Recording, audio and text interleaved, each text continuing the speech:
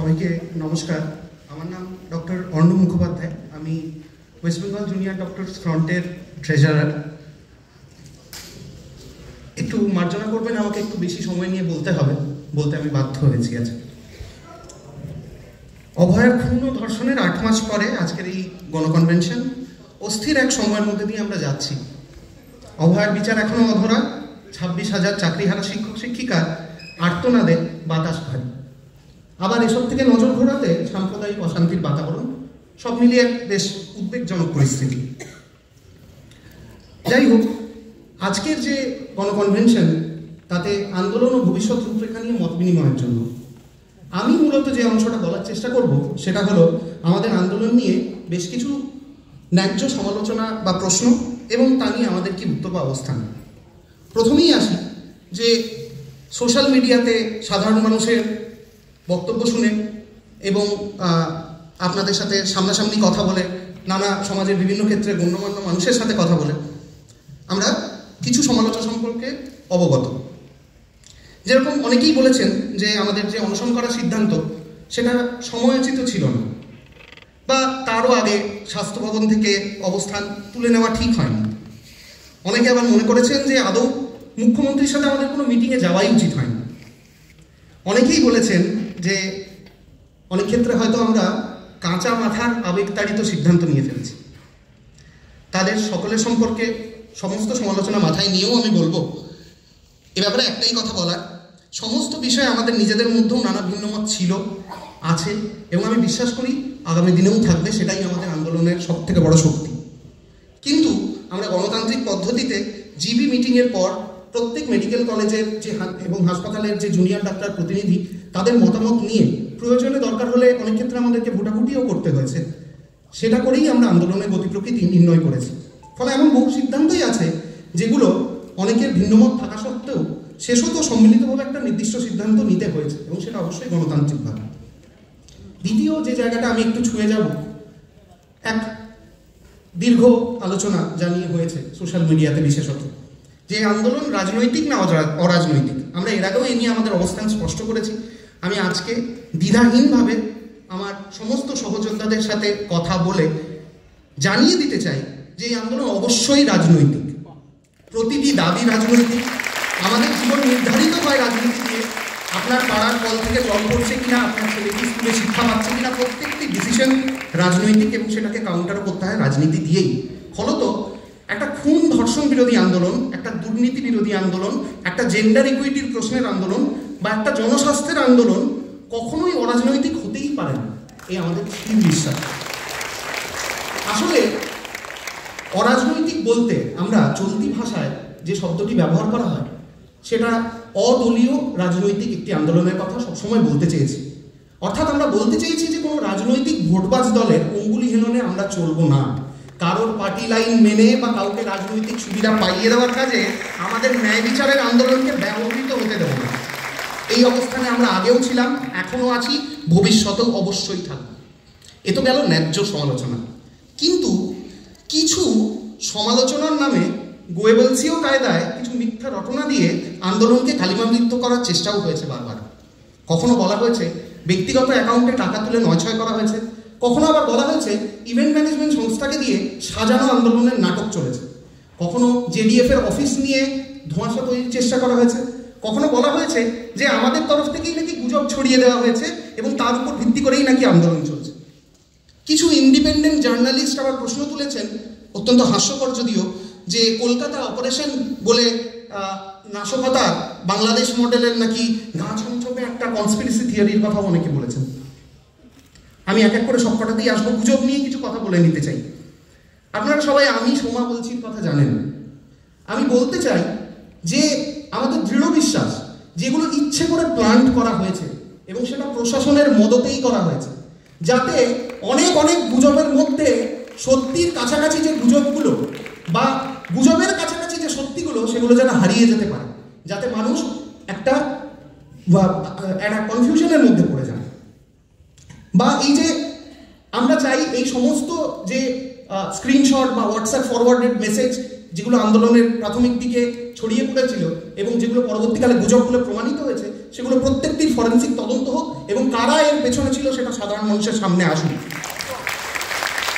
আমরা আরও বলতে চাই যে অভয়ার যে খুন এবং ধর্ষণ তা নিয়ে যে 150 গ্রাম বীর্যের তত্ত্ব বা পেলভিক বোন ফ্র্যাকচার, আমি অত্যন্ত দায়িত্ব নিয়ে বলতে পারি যে আপনারা কখনো কোনো জুনিয়র ডাক্তার ফ্রন্টের কোনো প্রতিনিধির কাছ থেকে এই, আমরা তো এত এত জায়গায় গেছি, এত প্রেস রিলিজ দিয়েছি, পুরো সমাজ মাধ্যমে আমাদের এত বক্তব্য আছে, আপনারা কোনো জুনিয়র ডাক্তার প্রতিনিধির কাছ থেকে এই সংক্রান্ত কোনো বক্তব্য কখনো দেখতে পাবেন না। এই সমস্ত কথা আমাদের মুখে বসানো হয়েছে এবং তা দিয়ে আন্দোলনকে ডিলেজিটিমাইজ করার চেষ্টা করা হয়েছে। আমরা বলে দিতে চাই যে কে কি বলেছেন তার দায়িত্ব আমরা কখনোই নেব না। আরও আসি ইভেন্ট ম্যানেজমেন্ট নিয়ে যে কথা বলা হয়েছে। হ্যাঁ, আমরা ইভেন্ট ম্যানেজমেন্ট সংস্থার হেল্প নিয়েছিলাম। আমাদের যে 2 অক্টোবরের যে মহালয়ার মহাসমাবেশ এবং মহার্যালি হয়েছিল তাতে আমরা ইভেন্ট ম্যানেজমেন্ট সংস্থাকে দায়িত্ব দিয়েছিলাম। কেন দিয়েছিলাম সেটা জানতে হবে। আমরা আমাদের যা প্রোগ্রাম হয়েছে আমরা সবসময় চেষ্টা করেছি যে লোকাল ডেকোরেটর, যারা লোকাল ভেন্ডার, সে ভ্যানওয়ালা হতে পারেন, ম্যাটাডোরওয়ালা হতে পারেন, তাদেরকে দিয়ে কাজ করানো। এবং মহালয়ার মহার্যালিতেও আমরা সেই ব্যবস্থাই করেছিলাম এবং তাদেরকে দিয়ে কাজ করালে হয়তো অনেক কম টাকাতেই আমরা সেই ব্যবস্থা করে উঠতে পারতাম। কিন্তু আপনারা প্রত্যেকেই জানেন যে পুলিশ সেই সময়, কলকাতা পুলিশ কীরকম নক্কারজনকভাবে সেই সমস্ত ভ্যানওয়ালা, সেই ম্যাটাডোর দাদা যারা বাঁশ মারতে আসতেন, সেই সমস্ত দাদাদেরকে কীরকমভাবে হেনস্থা করেছে। পুলিশি হেনস্থা, আইনি হেনস্থা, সমস্ত কিছু করেছে। ফলে মহালয়ার মহাসমাবেশের ঠিক আগের রাতে যখন এই লোকাল ডেকোরেটররা সেই সময় পিছিয়ে আসতে বাধ্য হন, আমরা, আপনারা জানেন প্রত্যেক মেডিকেল কলেজে বিভিন্ন ফেস্ট অর্গানাইজ হয়, সেই ফেস্ট অর্গানাইজেশনের সময় যে বিভিন্ন লোক ইভেন্ট ম্যানেজমেন্ট কোম্পানি কাজ করেন, সেরকমই একটি সংস্থাকে আমরা তার বরাত দিয়েছিলাম। সেই দিনের স্টেজ বানানো, লাইট, সাউন্ড এবং সেদিনের ক্যামেরার যা যা কাজ আছে সেগুলো সমস্ত বরাত আমরা তাদেরকে দিতে বাধ্য হয়েছিলাম। সেখান থেকে বলা হচ্ছে আমরা নাকি ড্রোন ফুটেজ দিয়ে ছবি তুলে, কান্নার ছবি দিয়ে আমরা সিম্প্যাথি করানোর চেষ্টা করছি। আমি আরও বলতে চাই যে কলকাতা অপারেশন নিয়ে আমি বেশি সময় নষ্ট করব না। আপনাদের মধ্যে যাদের নিজেদের HDFC ব্যাংকের অ্যাকাউন্ট আছে আপনারা প্রত্যেকেই জানেন, এবং যাদের চেক সেই অ্যাকাউন্টে ফেলার অভ্যাস আছে। HDFC ব্যাংকের এটা বহু পুরনো একটি নিজস্ব প্রসিডিয়ার, যেখানে যে শহরেই তারা থাকেন সেই শহরের কোনো যদি চেক জমা পড়ে তাহলে সেই চেক কোনো একটি ক্লিয়ারিং হাউস থেকে সেটা ক্লিয়ার হতে হয়। এবং এই ক্লিয়ারিং হাউস, কলকাতা শহরের ক্ষেত্রে এই ক্লিয়ারিং হাউসটি আগে অবস্থিত ছিল ফর্ট লেকে এবং তার নাম ছিল কলকাতা অপারেশন। ফলে এর মধ্যে যারা বাংলাদেশের কনস্পিরেসি দেখতে পাচ্ছিলেন, সেই ইন্ডিপেন্ডেন্ট জার্নালিস্টরা ঠিক কীরকম ধরনের জার্নালিজম করেন সেটা নিয়ে আমাদের প্রশ্ন জাগে। কারণ এই জিনিসটি তারা এক কথায় যদি কোনো HDFC ব্যাংকে গিয়ে তার ম্যানেজারকে জিজ্ঞেস করতেন তাহলে তার উত্তর পেয়ে যেতেন। এবং আমি সাধারণ মানুষকে বলবো, আপনারাও দরকার হলে HDFC ব্যাংকের যে কোনো, আপনার পাড়ায় যদি কোনো HDFC ব্যাংক থাকে সেখানে গিয়ে জিজ্ঞেস করুন, এর উত্তর আপনারা পেয়ে যাবেন। যাই হোক, এবার একটা অত্যন্ত গুরুত্বপূর্ণ বিষয়ে ঢুকি, সেটা হচ্ছে এই ক্রাউড ফান্ডিং সংক্রান্ত ব্যাপার। হিসেব দেওয়ার আগে আন্দোলনের গতি প্রকৃতির ইতিহাস খানিকটা বুঝিয়ে বললে হয়তো আপনাদের কাছে আরো কিছু প্রশ্নের উত্তর পরিষ্কার হয়ে আসবে।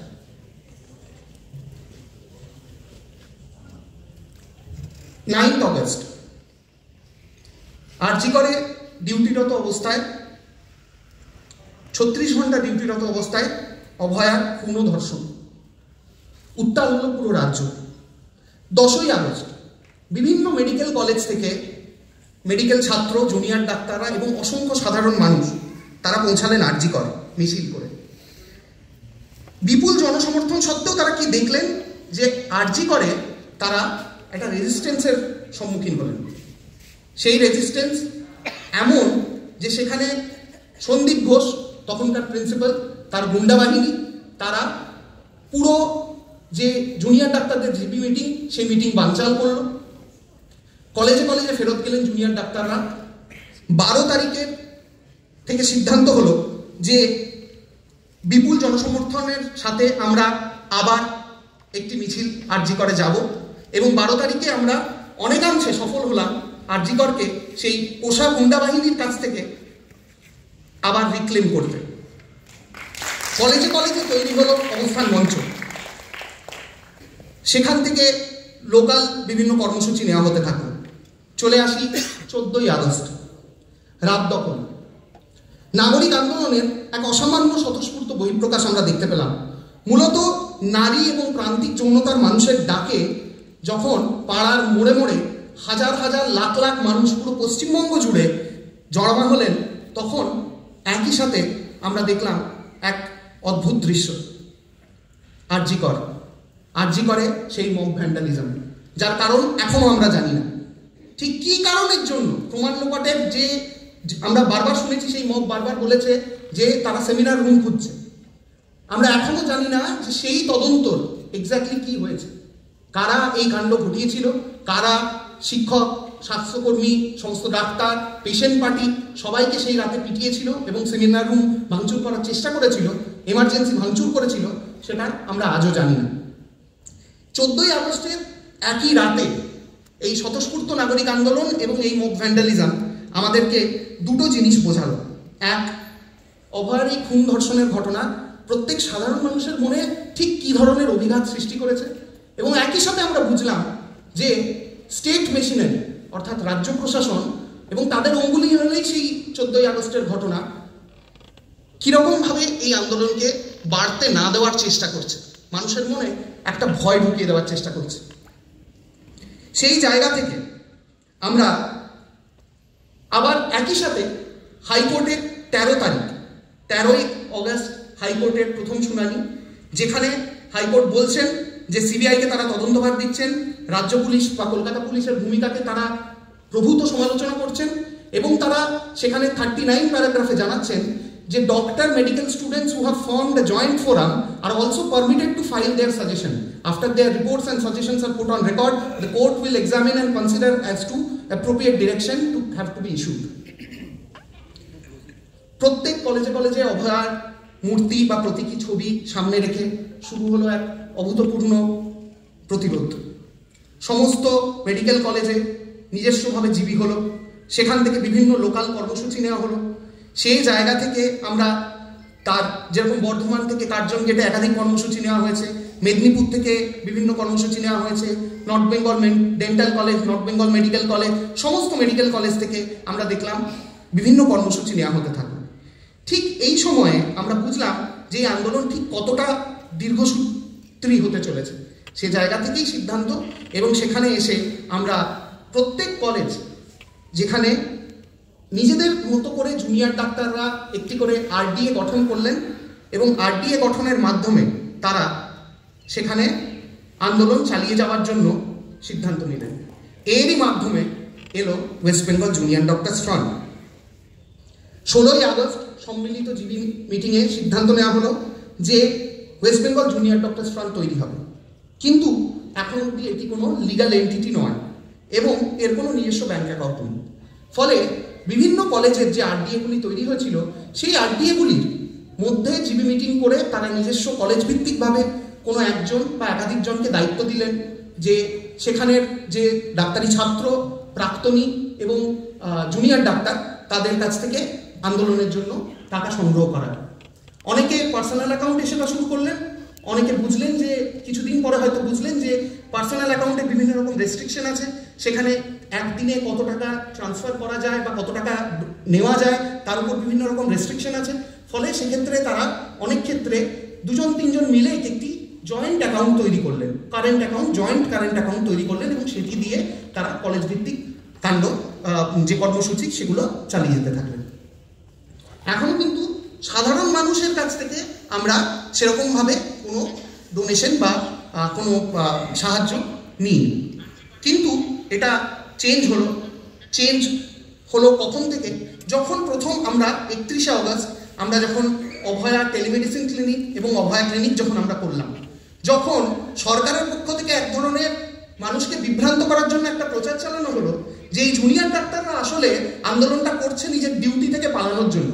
সাধারণ মানুষ তখন কি দেখলেন যে না, এই জুনিয়র ডাক্তাররা কিন্তু তাদের হিপোক্রেটিক ওথের কাছে এখনো দায়বদ্ধ, এবং তার জন্য তারা কর্মবিরতিতে থাকা সত্ত্বেও সেই সময়ে বিভিন্ন জায়গায় প্রান্তিক মানুষের কাছে চিকিৎসা পরিষেবা পৌঁছে দেওয়ার জন্য প্যারালাল সিস্টেম চালু করলেন, যেখানে গিয়ে তারা অভয়া ক্লিনিক করলেন। অভয়া ক্লিনিকের মাধ্যমে তারা সেই চিকিৎসা পরিষেবা তাদের হাতে তুলে দিলেন। এরপর এলো লালবাজার। 2 সেপ্টেম্বর লালবাজারের সেই রাত, আপনারা জানেন যে বিপুল জনসমর্থন সেখানে আমরা পেয়েছিলাম, এবং এইখানে প্রথম আমরা সেই জায়গাটা দেখলাম যেখানে বহু বহু মানুষ আমাদের কাছে এসে, আমি একদম আক্ষরিকভাবে বলছি, এটা একদম লিটারালি বলছি, প্রচুর মানুষ পার্সোনালি আমার এরকম হয়েছে যারা এসে আমাদের হাতে ক্যাশ টাকা তুলে দিতে চেয়েছেন, বলেছেন তোমাদেরকে আমরা অর্থ সাহায্য করতে চাই, তোমাদের আন্দোলন অনেক সুদীর্ঘ চলবে, আমরা কোথায় টাকা দিতে পারবো। আমরা জানাই যে আমাদের এখনো অ্যাকাউন্ট, WBJDF এর কোনো অ্যাকাউন্ট তৈরি হয়নি, এবং তারা যদি চান তাহলে তারা সেক্ষেত্রে তারা তাদের ক্যাশ আমরা টাকা বা যে নগদ টাকা সেটা আমরা নিতে পারবো না, কিন্তু তারা যদি চান তাদের পরিচিত যারা ডাক্তার আছেন তাদের সাথে কথা বলে এই যে বিভিন্ন কলেজের যে RDA অ্যাকাউন্টগুলি তারা চাইলে সেখানে তারা ডোনেট করতে পারেন। কি দেখা গেল? যেটা দেখা গেল সেটা হচ্ছে 2 সেপ্টেম্বরের পর 3 সেপ্টেম্বর যখন মাননীয়, এটা আমি কোটেশনের মধ্যে বলছি, বিনীত গোয়েল মহাশয়কে আমরা যখন তার রেজিগনেশনের ডিমান্ডটা তার হাতে দিলাম এবং তিনি বেশ হাস্যমুখে সেটা নিজের তাদের অকর্মণ্যতার পরিচয় দিয়ে তিনি যখন সেটা গ্রহণ করলেন, সেই সময় থেকে মানুষের মধ্যে এই West Bengal junior doctor front নামটি একটি আলাদা মান্যতা পেল, এবং সেই মান্যতার জায়গা থেকেই তারা অ্যাকাউন্টে টাকা পাঠাতে শুরু করলেন। এবার সেই অ্যাকাউন্টের মধ্যেও দেখা গেল যে বিভিন্ন RDA অ্যাকাউন্টের মধ্যেও তারা পার্টিকুলারলি দুটি অ্যাকাউন্ট, একটি মেডিকেল কলেজ এবং একটি RG কলেজ, এই দুটি অ্যাকাউন্টে অনেক বেশি বেশি পরিমাণ টাকা আসতে শুরু করলো। এবার প্রশ্ন উঠতে পারে কেন এই দুটি অ্যাকাউন্টেই, কেন অন্য অ্যাকাউন্টে নয় কেন? তার কারণ হচ্ছে RG কলের কারণটা খুব স্বাভাবিক। RG কলের যে অ্যাকাউন্টটি, সেই অ্যাকাউন্টটি RG কলে ঘটনা ঘটেছে, ঘটনার এপিসেন্টার, ফলে RG কলের অ্যাকাউন্টে এই টাকা আসা খুব স্বাভাবিক। মেডিকেল কলেজে কেন এই অ্যাকাউন্টে টাকা এলো আমরা গেসই করছি, এটা আমরা আন্দাজ করার চেষ্টা করছি, তবে এই আন্দাজের পেছনে যুক্তি যে নেই তা নয়। সেটা হচ্ছে যে মেডিকেল কলেজের যে RDA তার ইতিহাস একটু পুরনো। মেডিকেল কলেজ RDA একটা যখন পরিবহন আন্দোলন 2019 সেই সময় থেকে কথাবার্তা শুরু হয়ে তারপর করোনা পরিস্থিতির মধ্যে যখন মেডিকেল কলেজ RDA একটি পেজ চালু করে এবং সেখান থেকে একটা খুব আন্দোলন খুব জোরদার হয়েছিল, যেটা হচ্ছে এক্সক্লুসিভ নয় ইনক্লুসিভ মডেলে কোভিডের পরিষেবা দিতে হবে, যেখানে রাজ্য সরকার একটি মানে একনায়কতন্ত্রের একটি ডিসিশন নিয়েছিলেন যে একটি মাত্র হসপিটালে করোনা রোগীদের সীমাবদ্ধ রাখা হবে। এবং আমাদের আন্দোলন যে ঠিক ছিল সেই সময়ে সেটা পরবর্তীকালে প্রমাণিত হয়ে যায়, যখন রোগীর সংখ্যা বাড়তে থাকে তখন সরকার বাধ্য হন সমস্ত কলেজকেই একই সাথে কোভিড এবং নন কোভিড পরিষেবা চালু করার জন্য। তো এই কারণে NCK-RDA এর যে পেজটি, সেই পেজটির থেকে তখন সেই সময় মেনলি সাধারণ মানুষ কিন্তু এই অভয়া আন্দোলন এবং WBJDF এরও বেশিরভাগ আপডেট পেয়ে থাকতেন।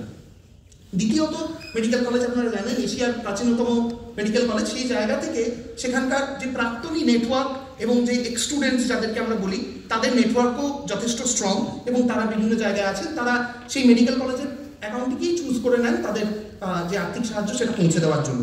এবং সর্বোপরি যে সেন্ট্রাল কর্মসূচিগুলো আমরা নিতাম, সেটা লালবাজার হতে পারে, লালবাজারের যেরকম লজিস্টিক সাপোর্ট থেকে শুরু করে সমস্ত কিছুই মেডিকেল কলেজ থেকেই ব্যবস্থা করা হয়েছিল, মেডিকেল কলেজ এবং NRS, এবং সেটা ফিজিক্যাল দূরত্বের জন্য, যেহেতু লালবাজারের থেকে সব থেকে কাছের অবস্থানে মেডিকেল কলেজই ছিল। এবং বেশিরভাগ যে আমাদের র্যালি তখন অর্গানাইজ করা হতো, সেই র্যালিগুলোও অর্গানাইজ করা হতো কলেজ স্ট্রিট থেকে। ফলে এই কয়েকটি কারণের জন্য আমাদের মনে হয়েছে যে মেডিকেল কলেজের অ্যাকাউন্ট এবং RDA অ্যাকাউন্ট, এই দুটি অ্যাকাউন্টে মানুষের বিপুল অর্থ সমাগম এবং তার মাধ্যমে যে সাপোর্ট সেটা হতে থাকে। এবার এখানে চলে আসি অন্য একটা ব্যাপার, সেটা হচ্ছে যে এর মধ্যে ঘটে গেছে বেশ কিছু ঘটনা। 18ই August Supreme Court suo motu cognizance নিয়ে মামলা নিজের কাছে নিয়ে নিয়েছেন। তারা বেশ 2-3টি হিয়ারিং তাদের হয়ে গেছে এই সেপ্টেম্বর মাস আস্তে আস্তে, এবং তারা তখন বলছেন যে জুনিয়র ডাক্তাররা কর্মবিরতি করছে, তাদের প্রতিনিধিরা এখানে নেই কেন? আমরা লয়ারের সাথে যোগাযোগ করলাম, আমরা বুঝলাম যে আমাদেরকে সেখানে আমাদের রিপ্রেজেন্টেটিভ, লিগাল রিপ্রেজেন্টেটিভ সেখানে অবশ্যই পাঠাতে হবে, উকিলি সাহায্য আমাদেরকে নিতে হবে।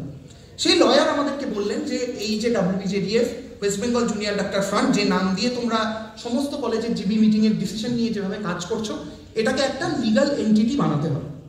বিশ্বাস করুন, লিগাল এন্টিটি একটা গ্রুপের বলতে সেই মুহূর্ত অবধি আমরা একটাই জিনিস বুঝতাম, এবং আমি এবং আমাদের যে সহকর্মীরা তারা একটাই জিনিস বুঝতেন, সেটা হচ্ছে অ্যাসোসিয়েশন।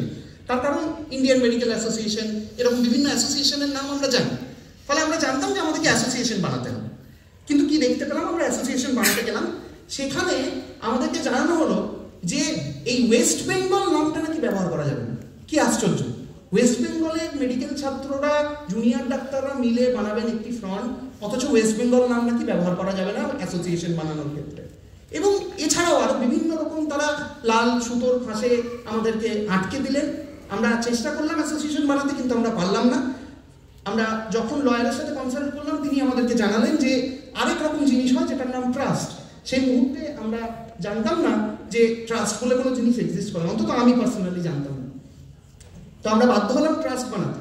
জিবি মিটিং করে সিদ্ধান্ত নিলাম যে সেই ট্রাস্টের সিগনেটারিজ কারা হবে, এবং সকলের সম্মিলিত সিদ্ধান্তে শেষত আমরা সেই ট্রাস্ট বানালাম।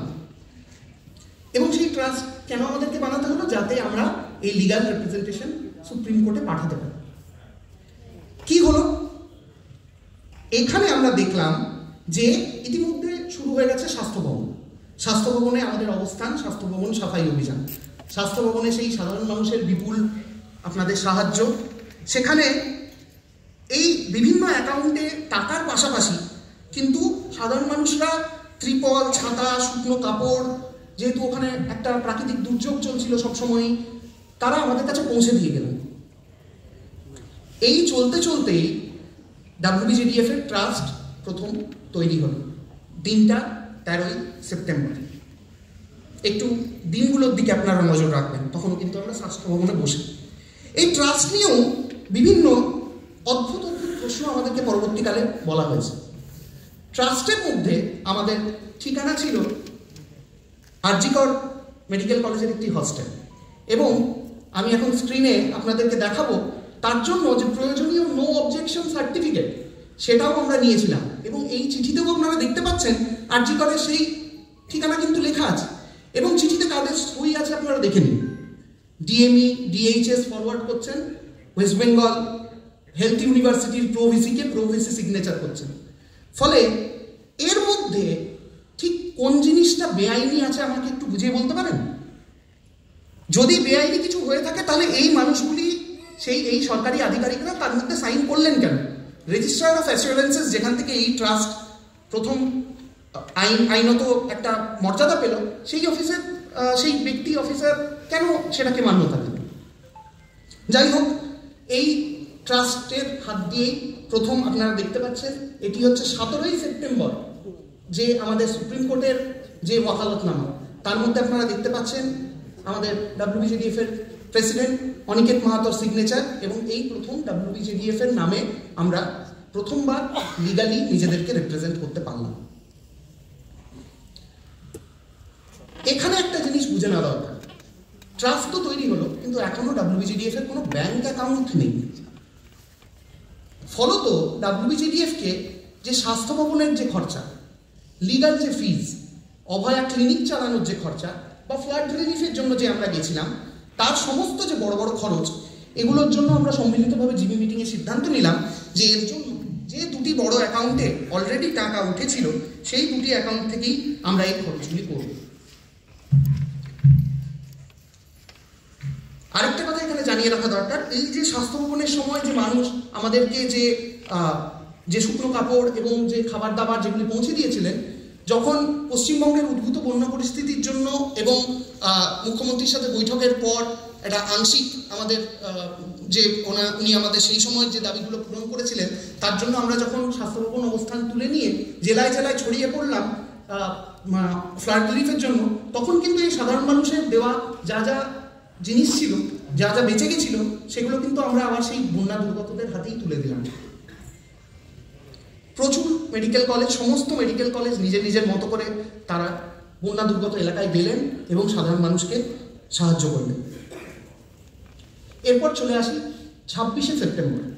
26শে সেপ্টেম্বর তৈরি হলো ওয়েস্ট বেঙ্গল জুনিয়র ডক্টরস ফ্রন্টের নিজস্ব অ্যাকাউন্ট, এবং 27শে সেপ্টেম্বর এরকমই একটি মাস কনভেনশন থেকে, যেটি SSKM হসপিটালে হয়েছিল, SSKM মেডিকেল কলেজ এবং হসপিটালে হয়েছিল, সেখান থেকে প্রথমবারের জন্য আপনারা এই আমাদের বার্তাটি পেলেন, যে বার্তার মধ্যে স্পষ্টত আমরা জানিয়ে দিলাম যে we are now accepting contributions directly, each and every contribution is immensely important to us. We have been collecting donations via various college RDS since our trust formation was underway. এখানে আরেকটা জিনিস বুঝে নেওয়া দরকার, সেটা হচ্ছে যে এই অ্যাকাউন্ট তো তৈরি হলো, এবং অ্যাকাউন্টে আমরা এই যখন থেকে আমরা এটা জনসম্মুখে আনলাম তখন থেকেই মানুষের বিপুল অর্থ সমাগম এই অ্যাকাউন্টের মধ্যে হতে থাকে। কিন্তু এই অ্যাকাউন্টে তখনও আপনারা যারা ব্যাংক অ্যাকাউন্ট ব্যবহার করেন প্রত্যেকেই তারা জানবেন যে ব্যাংক থেকে যে আমরা টাকা নেওয়ার ক্ষমতা তৈরি হলো, যে ব্যাংকের যে ডিটেলসগুলো লাগে যেগুলো দিয়ে আমরা অ্যাকাউন্ট থেকে টাকা পাঠাতে পারি, সেই রকম কাগজপত্রগুলো কিন্তু আমরা তখনও হাতে পাই না। সেই কাগজপত্র আমরা হাতে কবে পাচ্ছি? যখন আমরা অনশনে বসছি, সেই সময় আমরা হাতে পাচ্ছি। ফলে এই অ্যাকাউন্ট থেকে WBJDF এর অ্যাকাউন্ট থেকে কিন্তু আমরা এখনও টাকা গ্রহণ করতে পারলেও কাউকে কোনো পেমেন্ট করতে পারছি না। এবং আরও দুটো গুরুত্বপূর্ণ জিনিস কিন্তু এই অ্যাকাউন্টে নেই। এই অ্যাকাউন্টে তখনও কোনো QR কোড নেই, যেরকম বাকি আমি দুটি কলেজের অ্যাকাউন্টের QR কোড আপনাদেরকে দেখালাম, সেরকম কোনো UPI এই অ্যাকাউন্টের নেই। এবং তখনও অবধি আমরা কোনো ক্যাশ ডোনেশন নিচ্ছি না, যদি না সেটা একেবারেই মেডিকেল স্টুডেন্ট বা জুনিয়র ডাক্তারদের মধ্যে থেকে নিজেদের মধ্যে চাঁদা তুলে কোনো ব্যবস্থা হয়। ফলে এই দুটি ব্যবস্থা তখনও আমাদের নেই। এরপর চলে আসি 4 অক্টোবর। 4 অক্টোবর আমরা প্রথমবারের জন্য আমরা গেলাম রোডিনা ক্রসিংয়ে, 24 ঘন্টা সময় দিলাম এবং তারপর 5ই অক্টোবর থেকে 22শে অক্টোবর আমাদের চলল অনির্দিষ্টকালের অনশন। সেই অনশনের সময় আমরা এই যে মানুষের যে সাপোর্ট, এটা একটা অন্য উচ্চতায় গিয়ে পৌঁছানো। সেখানে বয়স্ক মানুষরা, ছোট বাচ্চারা প্রত্যেকে আসতেন, তারা কথা বলতেন, তাদের অনেকের চোখে থাকতো জল। তারা আমাদেরকে বারবার বলতেন যে তোমরা অন্য কোনোভাবে আন্দোলন করার চেষ্টা করো, এই অনশন আন্দোলন তো আমরা তুলে নাও। এবং তারা সেখানে এতদিন আমরা যে জিনিসটা অ্যাভয়েড করতে পেরেছিলাম, যে আমরা একমাত্র ব্যাংক ট্রান্সফারের মাধ্যমেই যে আমরা তাদের অর্থ সাহায্যটি গ্রহণ করতাম, তারা এই জায়গা থেকে আমরা আর সেটি মেনটেন করতে পারলাম না। মানুষ এলেন, তারা বললেন যে তোমাদেরকে আমাদের এই নগদ সাহায্য নিতেই হবে, অন্তত QR কোডের ব্যবস্থা তোমরা করো। এবং তখন অবধি WBJDF অ্যাকাউন্টের কোনো QR কোড নেই। আপনারা যারা অনশন মঞ্চে ছিলেন তারা জানবেন যে অনশন আন্দোলন চলা বেশ কিছুদিন পরে থেকে আমরা QR কোড প্রথম ইন্ট্রোডিউস করি, এবং যখন থেকে QR কোড ইন্ট্রোডিউস করি তখন থেকে আমরা ক্যাশটা সম্পূর্ণভাবে রেস্ট্রিক্ট করার চেষ্টা করি, যদিও আমরা পারিনি। ফলত অনশন যতদিন চলেছে সেই সময় অবধি আমরা কিন্তু ক্যাশ অর্থ সাহায্য নিয়েছি। এবং তারপর থেকে আবার 22শে অক্টোবরের পর থেকে WBJDF কিন্তু আর কোনো ক্যাশ অর্থ সাহায্য গ্রহণ করেনি। এই সেই QR কোড যেটা আমরা প্রথম তখন ইন্ট্রোডিউস করলাম অনশন মঞ্চের সময়। আমরা এই অনশন মঞ্চে চেষ্টা করেছিলাম যে যারা ক্যাশ এবং চেক যারা আমাদের কাছে নিয়ে এসেছিলেন, হাজার হাজার মানুষ, প্রায় 6,500 সাধারণ মানুষ এবং প্রায় 250টির বেশি অর্গানাইজেশন, তার মধ্যে ডাক্তারি অর্গানাইজেশন আছে, নাগরিক সমাজ আছেন, তারা শুধুমাত্র এই WBJDF এর অ্যাকাউন্টে টাকা দিয়েছেন বিভিন্নভাবে। আমরা চেষ্টা করেছিলাম অনলাইনে যারা আমাদেরকে টাকা পাঠিয়েছিলেন, আমরা জানি যে যদি আমরা GoFundMe বা মিলাপ এই ধরনের যে ব্যবস্থাগুলো থাকে, সেই ব্যবস্থার মাধ্যমে যদি আমরা অনেক অর্গানাইজডভাবে যদি আমরা টাকাটা নিতে পারতাম, তাহলে যারা অনলাইন ডোনেশন করেছেন আমরা তাদেরকেও সেখানে রিসিট দিতে পারতাম বা কোনো অ্যাকনলেজমেন্ট দিতে পারতাম। কিন্তু আমরা এক্ষেত্রে সেটা করতে পারিনি। যদিও আমরা লয়ারদের সাথে যখন কথা বলেছিলাম তারা আমাদেরকে জানিয়েছিলেন যে এই অনলাইন ট্রান্সফারের ক্ষেত্রে এই রিসিটের ব্যাপারটা এখন যথেষ্ট অবসলিট, এবং প্রত্যেক মানুষ যারা টাকা পাঠাচ্ছেন তারা নিজেরা সেই যে ট্রান্সফারের পর একটি করে PDF জেনারেটেড হয়, সেটি তার নিজস্ব রিসিট বলে গণ্য হবে আইনত। ফলে যারা অনলাইন ট্রান্সফার করেছিলেন আমরা তাদেরকে কোনো রিসিট সেই মুহূর্তে দিতে পারিনি। যারা ক্যাশ এবং চেক আমাদেরকে দিয়েছিলেন, সামনে এসে ফিজিক্যালি দিয়েছিলেন, আমরা একদিনের নোটিসে, এক রাতের নোটিসে আমরা বিল বই ছাপিয়ে তাদেরকে প্রত্যেককে ইন্ডিভিজুয়াল রিসিট দেওয়ার যথাসম্ভব চেষ্টা করেছি। আপনারা ওই অনশন মঞ্চের অবস্থা দেখেছেন, সেখানে রাত দিন দুর্যোগ লেগে থাকতো, সেখানে কথায় কথায় মহান কলকাতা পুলিশের যে বাধা দেওয়ার যে চেষ্টা লেগে থাকতো, কখনো সাধারণ মানুষ বাঁশ নিয়ে লড়াই করছেন, কখনো জলের ট্যাঙ্ক নিয়ে পুলিশ নোংরামো করছে, কখনো বায়ো টয়লেট বসাতে দিচ্ছে না। এই পরিস্থিতির মধ্যে আমরা চেষ্টা করেছি যথাসম্ভব প্রত্যেককে ইন্ডিভিজুয়াল রিসিট দেওয়ার।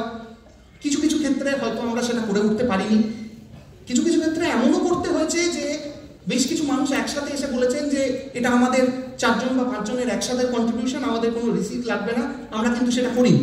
আমরা সেক্ষেত্রে তাদের একজনের নাম সেই রিসিটে লিখেছি এবং কোনো যেই পার্সনের নাম লিখে অ্যান্ড উইথ 5 আদার্স বলে পুরো যে টাকার পরিমাণ তারা সেখানে দিয়েছেন সেটি মেনশন করেছি। এইভাবে আমরা সম্পূর্ণ স্বচ্ছতার সাথে নিজেদের ক্যাশ টাকা এবং অ্যাকাউন্টসের যে হিসাব সেটি সেই সময় মেনটেন করেছিলাম। কিন্তু আমরা কি দেখলাম? আমরা যেটা দেখলাম সেটা হচ্ছে যে এই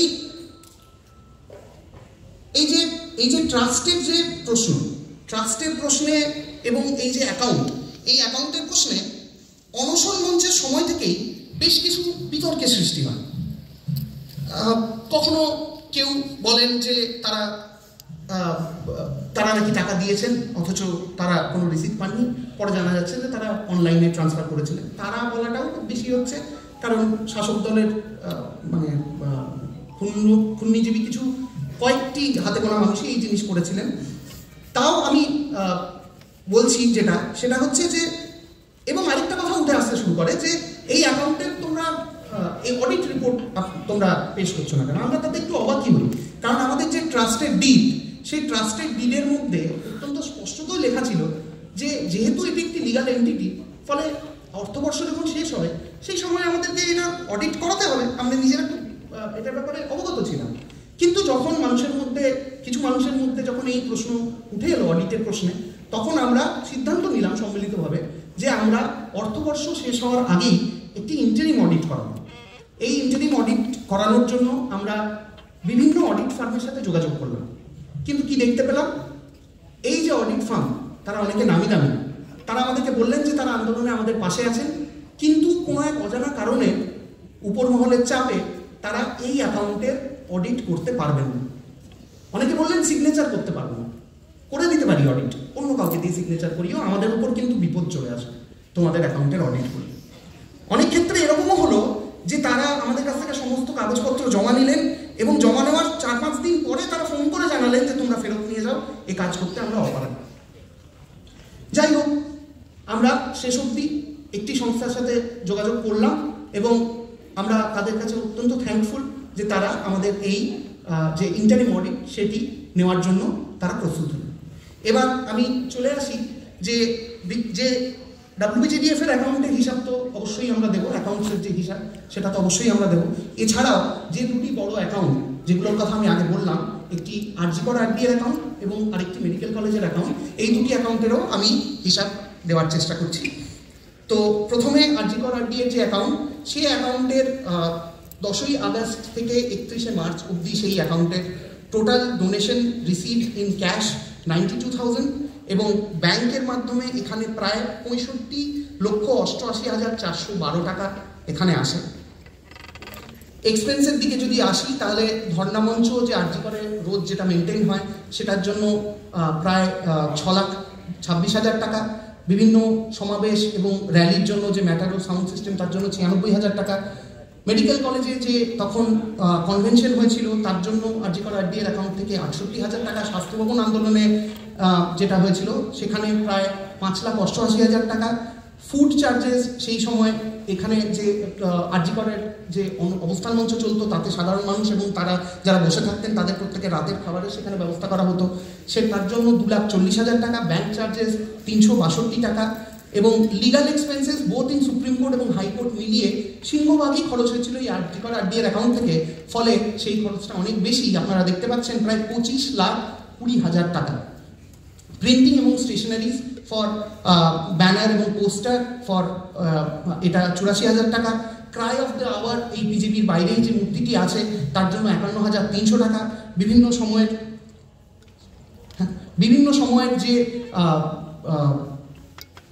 সময়ের যে ট্রাভেল এবং লজিং এক্সপেন্সেস তাতে প্রায় 1,75,000 টাকা। অভয়া ক্লিনিক এক্সপেন্সেস 40,000 টাকা। অভয়া ফ্লাড রিলিফ ক্যাম্পের জন্য 82,000 টাকা। কালচারাল কমিটি এক্সপেন্সেস এবং ইভিনিং প্রেয়ার যেটা রেগুলার হয় RGকরে তার জন্য 55,000 টাকা এবং বিভিন্ন সময়ে র্যালির জন্য সাউন্ড বক্স মাইক তার জন্য 1,69,000 টাকা। ব্লাড ডোনেশন ক্যাম্পের জন্য 41,000 টাকা এবং সাফাই অভিযানের সময় 10,000 টাকা। RGকর টু CGO র্যালির সময় 10,000 টাকা এবং RGকরের যে ট্রান্সফরমেশন করার যে আমরা চেষ্টা চালাচ্ছিলাম তার জন্য লিগাল খরচ 4,500 টাকা হয়েছিল।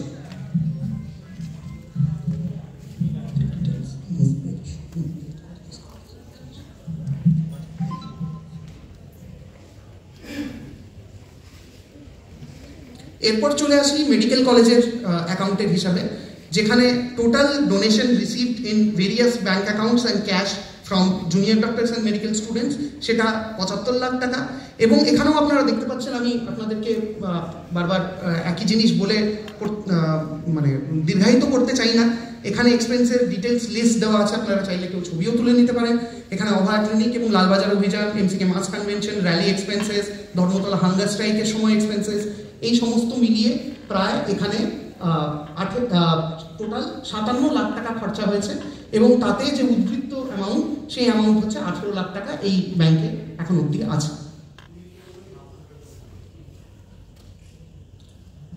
এরপর আসি ওয়েস্ট বেঙ্গল জুনিয়র ডক্টরস ফ্রান্টের অ্যাকাউন্টে। ওয়েস্ট বেঙ্গল জুনিয়র ডক্টরস ফ্রান্টে টোটাল ক্যাশ রিসিভড হচ্ছে 14,31,000 টাকা, এবং ব্যাংক বা ইউপিআই ট্রান্সফারের মাধ্যমে বা চেকের মাধ্যমে, যেগুলো ডিরেক্টলি ব্যাংকে জমা পড়েছিল, সেটার মাধ্যমে প্রায় 2,18,74,423 টাকা। ফলে টোটাল টাকা যেটা আমাদের কাছে জমা পড়েছিল ডোনেশন হিসেবে, সেটা 2,26,19,013 টাকা। এবং সেখানের মধ্যে এখানের সিংহভাগ খরচটাই যেটা আপনারা দেখতে পাচ্ছেন, যে আবার অনশন মঞ্চ এক্সপেন্সেস এখানে প্রায় 5 লাখ টাকার কাছাকাছি, বিভিন্ন র্যালি সমাবেশে 2.5 লাখ টাকার কাছাকাছি খরচ, যে SMS হেডার রেজিস্ট্রেশন আমরা করেছিলাম, যেটা দিয়ে সাধারণ মানুষের সাথে আমরা যুক্ত থাকতে পারি, তার জন্য 6,000 টাকা, বিভিন্ন সময় যে SMS বা কলগুলো পাঠানো হয়েছে তার জন্য 1 লাখ টাকা, ওয়েবসাইট এবং অ্যাপ ওয়েবসাইট যেটা আজকে আমাদের এখানে প্রকাশ হবে তার জন্য 44,000 টাকা, ব্যাংক চার্জেস হয়েছে 236 টাকা, বিভিন্ন সময় লিগাল এক্সপেন্সেস হয়েছে প্রায় 19 লক্ষ টাকা, এবং যে প্রিন্টিং স্টেশনারি তাতে 18,000 টাকা। এরকম করে যে ফ্ল্যাটের জন্য যে ব্রোকারেজ তাতে 25,000 টাকা, আমরা যে নতুন অফিস যে নিয়েছি, আমরা একটি নতুন অফিসও নিয়েছি, যেহেতু আমরা এই আরজিকরের যে মেডিকেল কলেজের হস্টেলের মধ্যে থেকে তো কোনো অফিস চালানো সম্ভব না, সেটা আমরা তাড়াতাড়ি করে সেই সময় ট্রাস্ট ফরমেশনের জন্য ওই অ্যাড্রেসটি ব্যবহার করতে বাধ্য হয়েছিলাম। তো সেই জায়গা থেকে সেই এখন নতুন একটি অফিস আমরা নিয়েছি, সেখানে ভাড়া এবং তার ব্রোকারেজ চার্জেসও এখানে লেখা আছে। ফলে টোটাল এক্সপেন্সেস এই অ্যাকাউন্টের হচ্ছে প্রায় 31 লক্ষ টাকা। ফলে access of donation over expenditure যেটা আমাদের ব্যাংক অ্যাকাউন্টে এই মুহূর্তে আছে, সেটা হলো প্রায় 1,94,32,679 টাকা। এটি আমাদের ব্যালেন্স শিট, WBGDF এর অ্যাকাউন্টে এটি হচ্ছে ব্যালেন্স শিট, যেখানে আমাদের একটি বিল আমাদের এখন অব্দি ক্লিয়ার হয়নি, সেটার মধ্যে বিলটার মধ্যে কিছু টেকনিক্যাল জটিলতা আছে, তার জন্য একটা 25,000 টাকার বিল আপনারা দেখতে পাচ্ছেন, যে সেটা সানড্রি ক্রেডিটার্স বলে মেনশন করা আছে। ক্লোজিং ব্যালেন্স যেটা লেখা আছে সেটা হচ্ছে এই মুহূর্তে আমাদের ব্যাংক ব্যালেন্স, যেটা হচ্ছে, যেটা আমি মেনশন করলাম অলরেডি, যে 1,94,00,000 সামথিং টাকা। এবং তার সাথে এই যে আমাদের দুটি ফিক্সড অ্যাসেট এই মুহূর্তে আমাদের আছে, একটি হচ্ছে ওয়েইং মেশিন, যেটা দিয়ে আমরা তখন যে অনশনকারীরা তাদের ওজন মাপতাম, এবং দ্বিতীয় হচ্ছে একটি প্রিন্টার, যেটা আমাদের অফিসের কাজে এখন ব্যবহৃত হচ্ছে।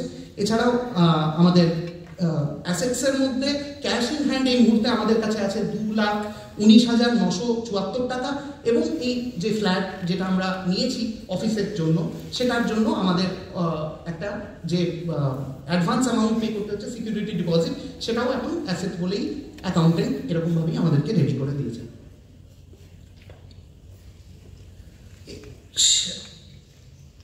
এরপর আমি একটা জিনিস যেটা বলতে চাই, সেটা হচ্ছে যে অ্যাকাউন্টের হিসাব তো আমরা দিলাম, এবার আপনারা নিশ্চয়ই জানেন যে এই অ্যাকাউন্টের জন্য আমাদেরকে বিভিন্ন যে জুনিয়র ডাক্তার প্রতিনিধি এবং এই অ্যাকাউন্টের যারা অ্যাকাউন্ট হোল্ডার ছিলেন, তাদেরকে বারবার করে পুলিশি হেনস্থার মুখে পড়তে হয়েছে।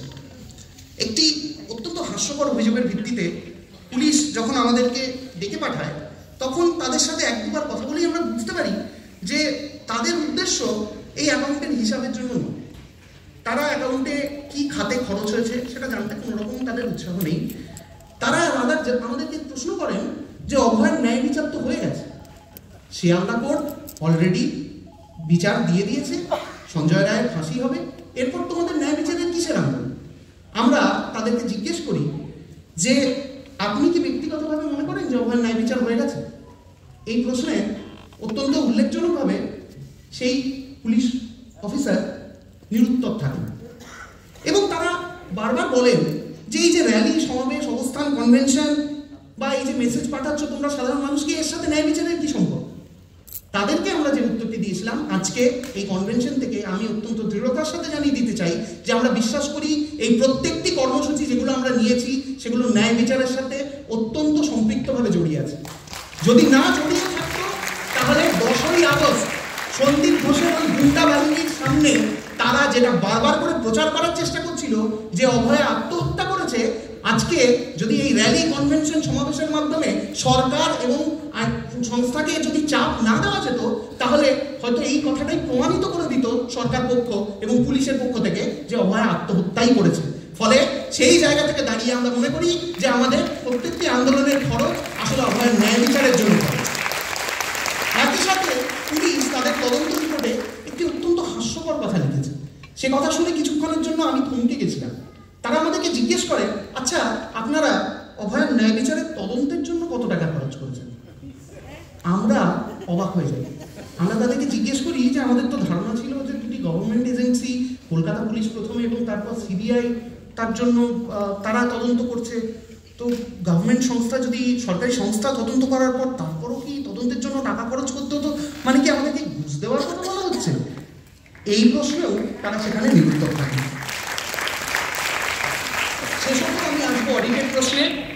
আমি যেরকম বললাম যে আমরা একটি সংস্থার কাছে গেছিলাম, সেখানে তারা আমাদেরকে কয়েকদিন আগেই তারা চিঠির মাধ্যমে জানান যে যেহেতু অর্থবর্ষ শেষ হয়ে গেছে, ফাইন্যান্সিয়াল ইয়ার শেষ হয়ে গেছে, আমি চিঠির সেই অংশটি হাইলাইট করছি। তারা জানান যে এই ইন্টারিম অডিট যেটা করা হচ্ছে সেটা সুপারফ্লুয়াস, ইনফ্যাকচুয়াস, মানে সেটির আর কোনো প্রয়োজনীয়তা নেই। যদিও আমরা যদি তাদেরকে পারমিশন দিই তাহলে তারা ফুল অডিটের জন্য প্রসিড করবেন।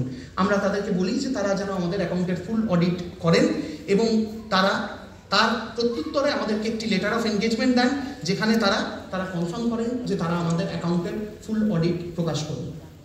এতক্ষণ ধরে তো দিলাম টাকার হিসাব, কিন্তু আমি আজকে এই অভয় আন্দোলনের একজন কর্মী হিসেবে আপনাদের সামনে এসে এই হিসাব দিতে গিয়ে একটু লজ্জাই লাগছে। কেন জানেন? কারণ বারবার করে ওই মিথ্যা কথা একটা প্রচার করতে করতে সেটাকে সত্যি করে প্রমাণ করার যে টেন্ডেন্সি আমরা দেখেছি, সেখানে গিয়ে মনে হচ্ছে যেন সাধারণ মানুষ আমাদের পাশে দাঁড়িয়েছেন এই কটা টাকা দিয়ে, এই কটা টাকাই যেন তাদের আন্দোলনের একমাত্র কন্ট্রিবিউশন। কিন্তু আমরা এখানে মনে করেই দিতে চাই যে যে সমস্ত সাধারণ মানুষ আমাদের পাশে প্রথম থেকে র্যালিতে হেঁটেছেন, রোদে পুড়েছেন, কখনো বৃষ্টিতে ভিজেছেন, সারা রাত ধরে আমাদের সাথে গলা ফাটিয়ে চিৎকার করেছেন, স্লোগান দিয়েছেন, সেই প্রত্যেকটি মানুষ তার নিজের মতো করে যখন আমাদের পাশে দাঁড়িয়েছেন সেটাই তাদের আন্দোলনের আসল কন্ট্রিবিউশন। এবং আমি বিশ্বাস করি পরবর্তীকালেও সাধারণ মানুষ সেভাবেই আমাদের পাশে থাকবেন এবং তারা যখন একসাথে আমাদের সাথে থাকবেন তখনই আমরা আবার একসাথে চিৎকার করে উঠে বলতে পারবো, we demand, we demand, we demand, she deserves, she deserves, she deserves। ধন্যবাদ সবাইকে।